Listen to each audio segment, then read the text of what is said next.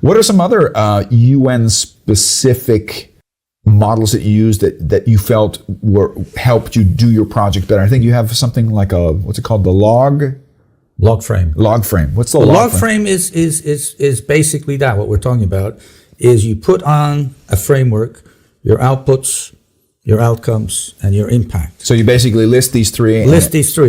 And then you say, well, how am I going to measure that? Mm-hmm. What are the things I will measure to see if these outputs were achieved, to see if these outcomes were achieved, to see if this objective was achieved? What you're going to look at and how you're going to measure it.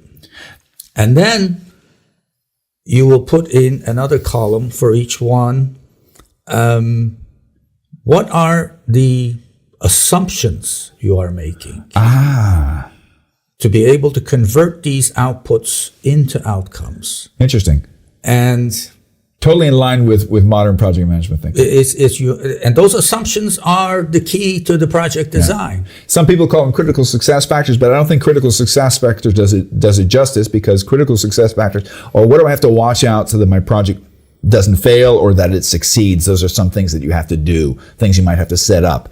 But assumptions are even more distinct and valuable, because often our conclusions are based on foregone assumptions, and whether or not these assumptions stay relevant throughout the whole duration of the project. It could be that you're in the middle of a project that was a good idea when you started, but then when you're halfway through the project, you say, hey, that the time is past, this opportunity is past, this is no longer valid. That's a very good one. That's a very, very good point where you have to show why you think that by the time this project is completed in 2 years, that this will still be important and valid.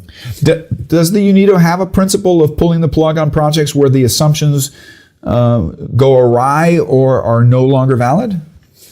Not much, but yes. Yeah? Yes, a few.